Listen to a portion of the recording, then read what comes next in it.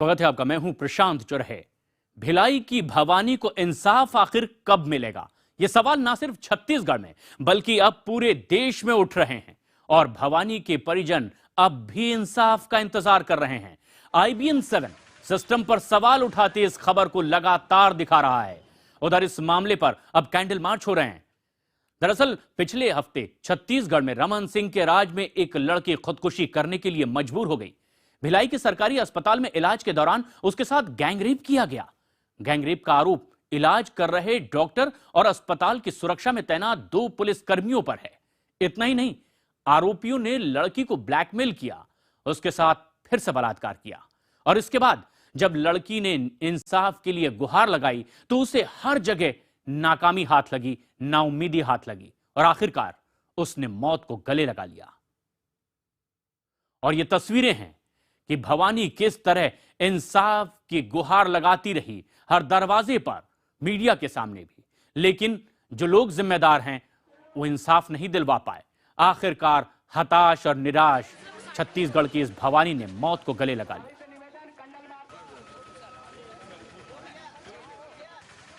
और आखिर लगातार हम ये आवाज उठा रहे हैं और इस वक्त हमसे सीधे जुड़ रहे हैं छत्तीसगढ़ के इसी भवानी के पिता और भाई और साथ ही साथ छत्तीसगढ़ सरकार में गृह मंत्री रामसेवक पैकरा।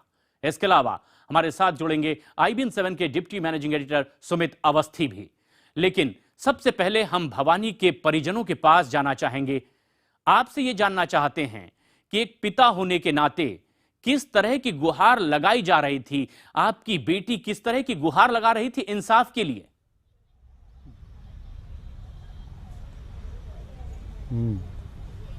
इंसाफ के लिए गुहार लगाई, लेकिन कोई इंसाफ नहीं मिला। जी बोलो।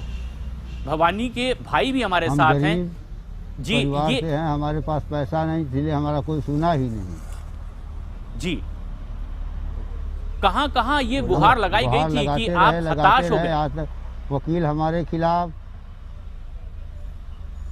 बिल्कुल हताश हो, टूट गए सर, इतना टूट गए कि हमारा कोई सुनने वाला नहीं। लड़की फांसी लगा ली। हमारा वकील ही हमारा वकील हमारी बात नहीं माना और हमको बोल दिया, वकील की लिख दिया पेपर में कि ये लोग यूपी चले गए हैं। सरासर झूठ बोल रही वकील हमारा। हमारे ऊपर 500 रुपए का जुर्माना भी लगा के कोर्ट से आया है और हम जाते थे, हर बार कोर्ट जाते थे, वो बोलती थी चले जाइए, वकील साहब नहीं है। दूसरे पेशी में आना जज साहब नहीं है, दूसरे पेशी में आना जज साहब नहीं है। 4 पेशी हम लोग गए, किसी बार हमको जज साहब से मिलने नहीं दिया गया। और उल्टा हमारे लड़की से 27 तारीख को जी सादे स्टाम्प पेपर पर साइन करा लिया गया। जी तब हमारी लड़की समझ गई कि हमको अब कोई न्याय नहीं मिलने वाली है। 28 तारीख को उसने फांसी लगा के मर गई। अब बताइए हम कैसे जिए, किसके पास जाएं, कौन है हमारा? कौन है हमारा, ये सवाल आप खड़े कर रहे हैं इस उम्मीद में कि न्याय मिलेगा आपको। अगर न्याय मिले। हमारे साथ छत्तीसगढ़ के ही गृह मंत्री रामसेवक पैकरा साहब भी जुड़े हुए हैं। रामसेवक जी, आप भी सुन रहे होंगे भवानी के इन परिजनों की आवाज। वो कह रहे हैं कि कौन सुनेगा हमारी, और क्यों अब तक नहीं सुनी गई कि आखिर भवानी को मौत को गले लगाना पड़ा?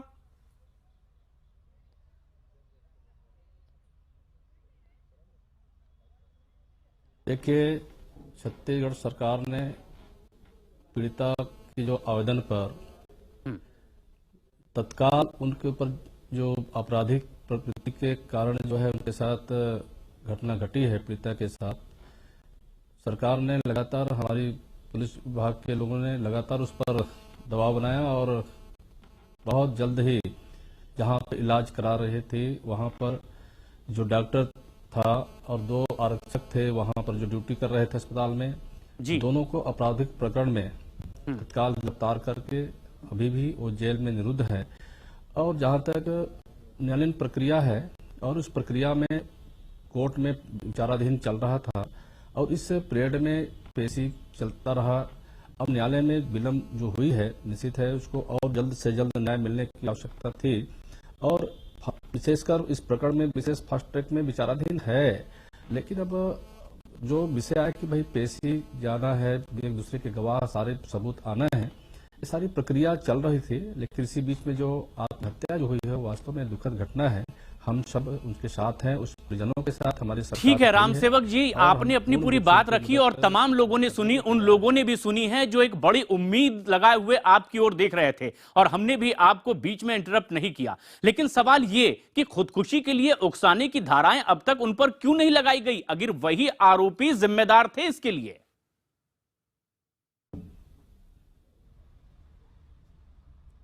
नहीं, मैंने कहा कि आरोपियों को तो अभी भी जेल में निरुद्ध है। और धाराएं चूंकि कौन सी न्यायालयीन और बढ़ा दी प्रक्रिया गई है, इस और घटना के न्यायालयीन बाद प्रक्रिया में जब भवानी ने कोर्ट खुदकुशी में कर इनकी ली? विचाराधीन है। और नहीं, मैंने कहा ना कि अब ये न्यायालयीन प्रक्रिया है और उस न्यायालयीन प्रक्रिया में न्याय देना मजिस्ट्रेट का काम है। हमारी सरकार ने तो लगातार उस पर जैसे ही घटना घटी तत्काल उस पर कार्रवाई किया, और आज न्यायालय प्रक्रिया को विचाराधीन है वहां पर। ऐसा कोई नहीं है कि न्यायालय ने फैसला इनके विरोध में किया है, लेकिन निश्चित है कि विलंब हुआ है। जिस तरह की बातें आई है कि उन समय पर उनके जो वकालत वकील हैं समय पर जो है पेशी नहीं करा पाए, या जो विषय आई है। लेकिन हम सबको दुख है उस परिजन के परिवार से जो इस तरह की घटना घटी है, उस पीड़िता के साथ जो भी घटना घटी है, हम सब को दुख है। और हमारी सरकार मैंने कहा हर संभव उस परिवार को मदद देने के लिए दे रही है। और छत्तीसगढ़ की इस बेटी के परिजन भी हमारे साथ हैं, बने हुए भवानी के पिता और उनके भाई।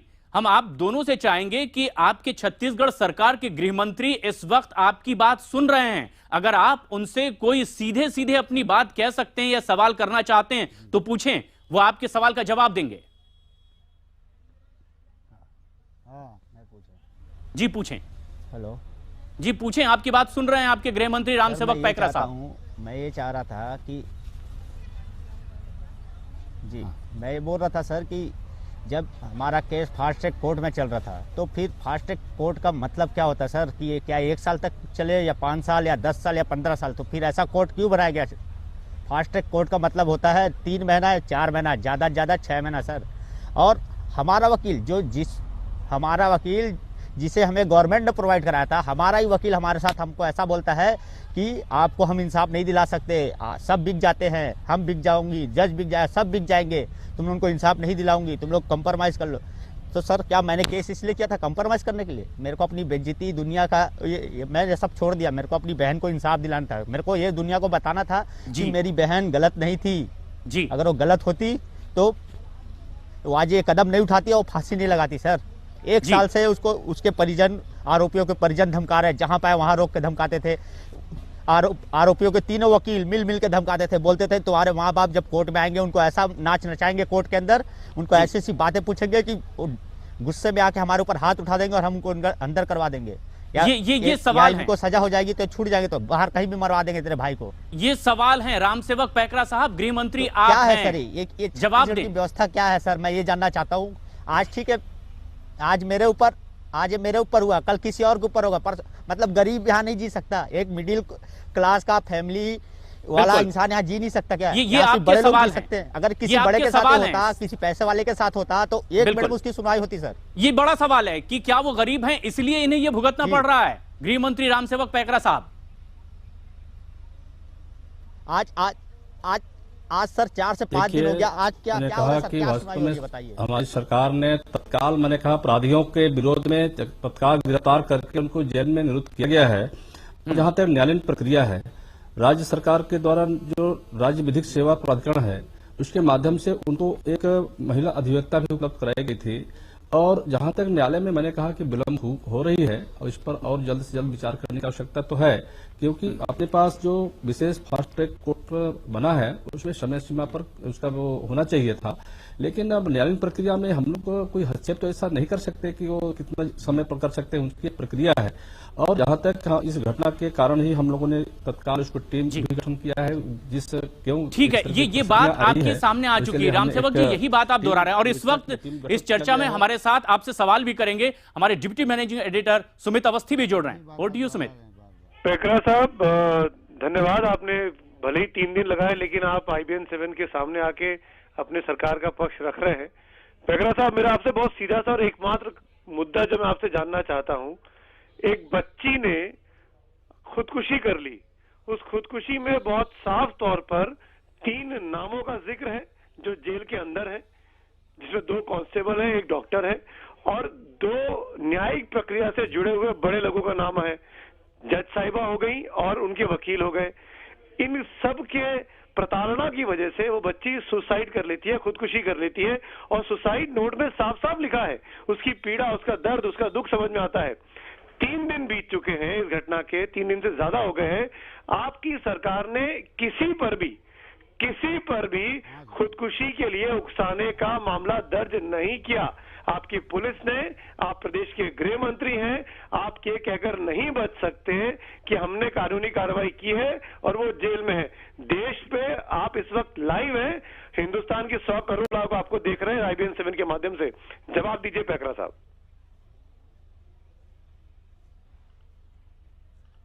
देखिए, मैंने पहले ही कहा था कि जो अपराधी हैं उनको जेल में बंद कर दिया गया है, निरुद्ध है, अभी भी उनके ऊपर कोई जमानत नहीं हुई है। और जैसे इस तरह की जो घटना घटी है, जो 28 तारीख की जो घटना घटी है, इसके बाद पूरी जांच पड़ताल के बाद हमारे एक विवेचना टीम का गठन हमने किया है, जिसमें हमारे उस नगर पुलिस के अधीक्षक और कोई बच्ची अगर सुसाइड करती है रेप के मामले को लेकर, इस तरह उस उसमें भी पूरी घटना को, उस बच्ची ने सुसाइड नोट में नाम लिखे हैं और आप नहीं, जांच के लिए नहीं, मैंने जांच के लिए जस्टिस वर्मा साहब की देखिए, मैंने कहा रिकमेंडेशन उसे पे कितने कड़े कानून कर दिए गए हैं रेप विक्टिम से को सताने वालों के खिलाफ। उसके बावजूद भी 28 तारीख से आज हम 2 तारीख को बात कर रहे हैं, 5-6 दिन बीत गए, मामला तक दर्ज नहीं हुआ उन तीनों लोगों पे खुदकुशी के लिए उकसाने का। उस जज साहिबा के खिलाफ कोई मुकदमा दर्ज नहीं हो रहा है, कोई उनसे पूछताछ नहीं कर रहा है, उस वकील से जिसने काले कागज पर साइन करा लिए। क्यों? नहीं, देखिए, मैंने इसीलिए कहा है ना कि हमारी सरकार ने, हम लोगों ने एक टीम गठन कर दिया है जिसमें नगर पुलिस के अधीक्षक, एक PI और एक उप सहायक निरीक्षक रहेंगे। उस टीम के माध्यम से पूरी जांच पड़ताल की जाएगी और जो भी आपराधिक प्रकरण में आएंगे उसमें जो प्रक्रिया होगी, जो हमारे प्रकरण में धारा लगेंगे, उस पर जरूर निश्चित है कि कार्रवाई होगी। और चूंकि मैंने कहा कि इस पर जांच का विषय है, जांच हम सबके लिए किया जाता है, मुलतवी किया जाता है। एक बच्ची जिसकी जान चली गई, उसकी मौत के लिए जिम्मेदार कौन है?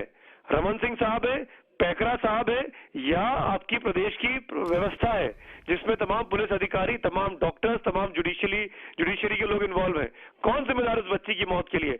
और मान लीजिए आपकी जो जांच कमेटी की रिपोर्ट है वो पता नहीं जाने कब आएगी, तब तक इन परिवार वालों के खिलाफ कुछ हो गया जो आज हमारे साथ लाइव बैठे हुए हैं, इस बच्ची के भाई और पिताजी, इसकी जिम्मेदारी कौन लेंगे? पैकरा साहब लेंगे?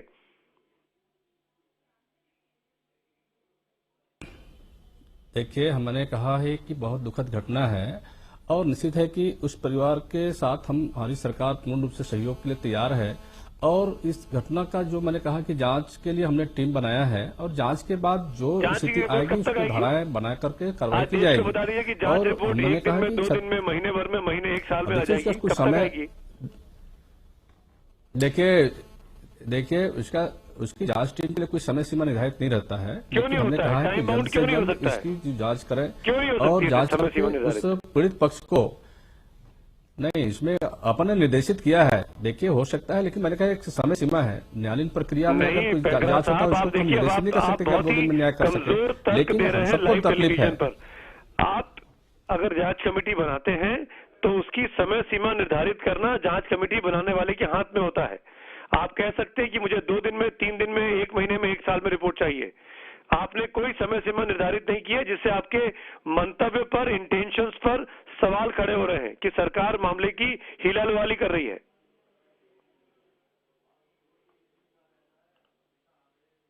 देखिए, मैंने कहा इसमें किसी तरह का कोई भी ढीला ढवाला नहीं होगा। हम तो जांच की टीम बनाई है और इसमें तत्काल मैंने कहा है कि इस तरह की जांच प्रक्रिया को पूर्ण करें और पीड़िता परिवार को वास्तव में न्याय मिले, इस दिशा में हमने पहल किया है।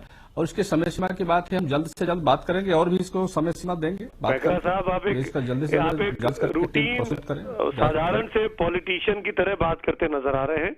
आप नहीं बता पा रहे इस देश की जनता को कि आप क्या करने वाले हैं। एक सवाल का साफ साफ जवाब दे दीजिए, जब तक जांच रिपोर्ट नहीं आती, इस भवानी, इस बिटिया के परिवार वालों का बाल बाका नहीं होगा। इनके साथ आपकी पुलिस प्रोटेक्शन की तरह मौजूद रहेगी, इनके चारों तरफ, चाहे वो भाई हो, चाहे वो पिता हो, चाहे बाकी घर के सदस्य हो। क्या इस बात की कोई गारंटी आप दे सकते हैं?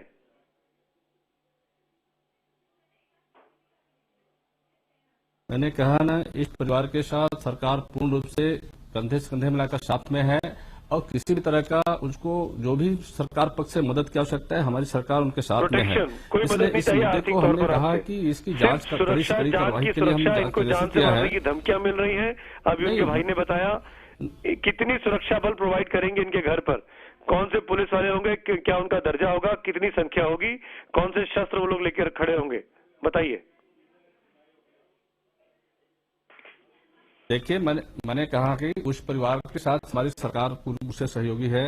उनको जिस तरह की आवश्यकता पड़ेगी अभी हम शासन से उसको आदेशित करेंगे कि अगर लगता है कि उस पीड़ित परिवार को किसी तरह का खतरा है, इसलिए उसमें कोई ग्रेड का विषय नहीं है, हम सुरक्षा देंगे। कैसे बोलेगा? लाइव टेलीविजन में अभी आपको सुनवा देता हूँ। जांच कराई जाएगी। भवानी के भाई मेरे साथ हैं। भाई साहब, भवानी के भाई साहब, मैं आपसे पूछ रहा हूँ, मैं सुमित बोल रहा हूँ IBN 7 से। ये बताइए, आप लोग सुरक्षित महसूस कर रहे हैं भिलाई में आज की तारीख में? आपको सरकार से कैसी मदद चाहिए?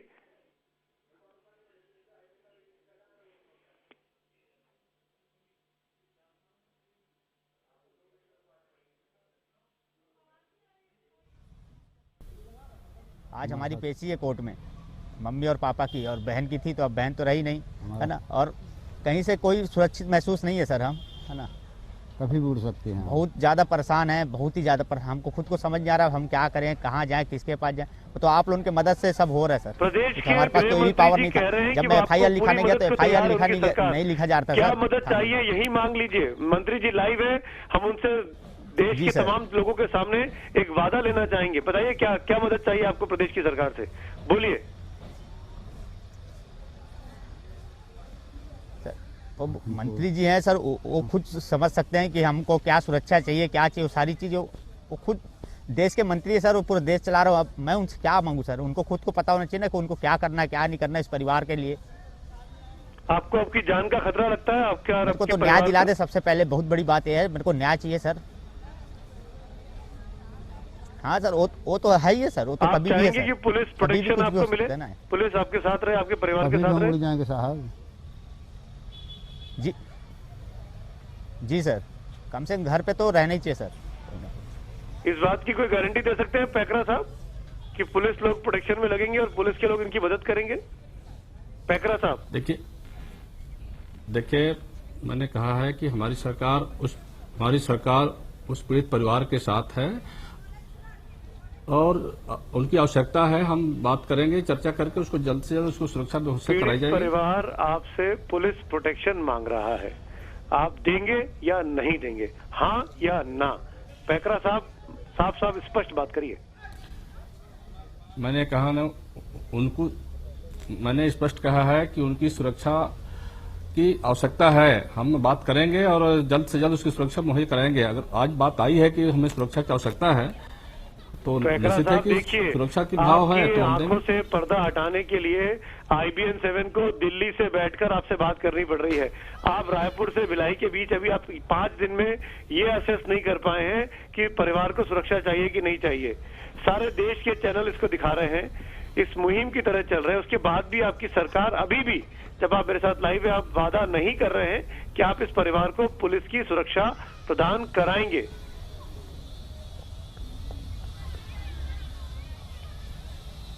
नहीं, मैंने कहा हम सुरक्षा की बात आई है, जो अभी जो बातें आ रही है कि हमें सुरक्षा चाहिए, सुरक्षा निश्चित है कि उस परिवार को हम चिंता करेंगे और सुरक्षा मुहैया कराई जाएगी। सुरक्षा मुहैया कराई जाएगी। मैं आपसे दोबारा बात करूंगा पैकरा साहब। मैं इस खबर के पीछे हाथ धो के पड़ा हूं जब तक इस परिवार को मदद नहीं मिलती है। मैं दोबारा आपसे 24 घंटे के बाद, 48 घंटे के बाद बात करूंगा, पूछूंगा आपने क्या सुरक्षा दी कि नहीं दी। भवानी के भाई साहब, आपको पता होगा कि एक कमेटी बना दी है जांच के लिए, पुलिस जांच अधीक्षक SP की निगरानी में। आप क्या चाहते हैं पिताजी, भवानी के पिताजी, कि कितने दिनों में जांच रिपोर्ट आए? जी, मंत्री जी ने कोई समय सीमा निर्धारित नहीं की है? हमको सर नहीं किए, ठीक है, लेकिन 12 घंटे, 24 घंटे, 48 घंटे के अंदर अंदर हमको ये सारी समस्या का समाधान होना चाहिए। हमारा तो कोई निश्चय नहीं हम कब उड़वा देंगे वो लोग। इतनी धमकी से जब हमारी लड़की मर गई तो हमें कोई आशा नहीं कब हमको वो लोग उड़वा देगा, क्योंकि अभी आज हमारी पेशी है, जाना है दुर्ग। हमको हमेशा डर बनी हुई है कब वो लोग उड़वा देंगे, हमको कोई भरोसा नहीं है हमारी ज़िंदगी का। हम तो गरीब आदमी, रोज कमाने खाने वाला आदमी।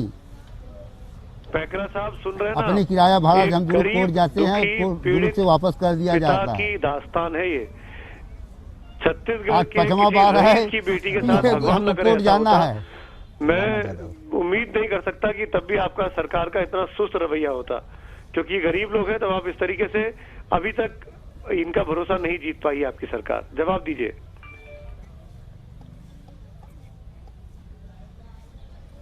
देखिए, छत्तीसगढ़ सरकार ने लगातार गरीबों की गरीबों की दिल जीता है।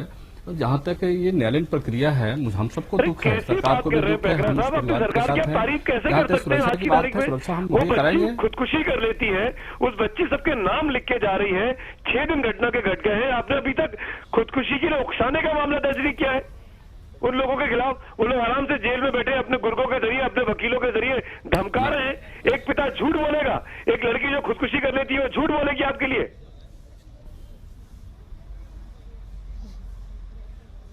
देखिए, मैंने कहा है कि इस प्रकरण की जांच के लिए हमने टीम बना दिया है और जांच तत्काल कार्रवाई के जांच के बाद उस पर कार्रवाई की जाएगी। जो भी इसमें कार्रवाई की जाएगी, उस पर धाराएं जोड़े आपने जाएंगे। एक अधिकारी का ट्रांसफर नहीं उसका किया। समय सीमा भी आपने हमने कहा है कि अधिकारी जांच पर की कार्रवाई रिपोर्ट नहीं कुछ की। समय सीमा हमने तय नहीं किया है। जो जिला कप्तान मैंने वहां कहा पर थे, उन्हीं की अगुवाई में कप्तान आपने कमेटी बना दी। कब तक रिपोर्ट आएगी? नहीं, मैंने टीम बना दिया है। कौन-कौन है इस टीम जहाँ में? तक नाम बताइए। चर्चा कर रहा हूं मैं कि उसको जल्द से जल्द उसकी समय सीमा अभी हम बात करेंगे। कौन कौन है इस टीम में? मैं नाम जानना चाहता हूँ। क्या किसकी नाम अगुवाई बताएं? में टीम बनी है? कितने सदस्य इस टीम में? उसमें हमारा नगर पुलिस के अधीक्षक हैं, एक टीआई है और एक जो है सब इंस्पेक्टर है। 3 सदस्यों की टीम बनाई गई है और इसमें हमने कहा है कि जल्द से जल्द इसकी जांच करके उसमें जो भी नाम आ रहे हैं उस पर कार्रवाई करें। तो उसको समय सीमा लग सकता है, कोई तुरंत तो होना मुझे नहीं लगता, लेकिन मैं कह रहा हूँ कि जल्द से जल्द हम बात करके समय सीमा करेंगे ताकि जल्दी इसका निराकरण हो सके।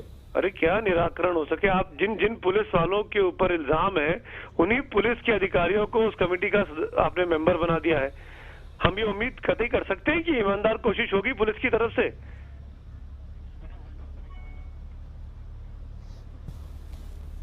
निश्चित होगा, क्योंकि जब हम टीम बनाए हैं तो इस पर जांच के लिए कराया गया है और हमें विश्वास तो करना पड़ेगा कि जिस पर टीम बनाए है वो कार्रवाई करे और उस पर पुलिस वालों ने ही रेप किया है। पुलिस वालों की वजह से वो बच्ची ने खुदकुशी कर ली। के लिए पैकरा साहब, आपको प्रोएक्टिव होकर अपनी पुलिस के लोगों को सीधा करने की जरूरत है। गृह मंत्री होने के नाते आपके ऊपर बहुत बड़ी जिम्मेदारी है। एक नक्सल प्रभावित इलाके के आप राज्य के गृह मंत्री हैं।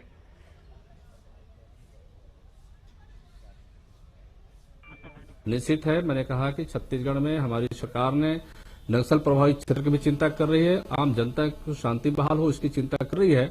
लेकिन इस तरह की जो भी घटना घट रही है ये तो निश्चित हम दुख व्यक्त करते हैं और उन अपराधियों के विरोध में हम लगातार जांच भी हो रही है और उसके ऊपर कार्रवाई भी होगी। आप मेरे साथ पिछले 15 मिनट से बातचीत कर रहे हैं। मैं आखिर में प्रदान करेंगे। भवानी के भाई और पिता जो लाइव हमारे साथ मौजूद हैं, भवानी के भाई साहब, मैं आपसे जानना चाहूंगा, क्या आप गृह मंत्री के जवाबों से संतुष्ट हुए? क्या आप इस सरकार की कामकाज से खुश हैं?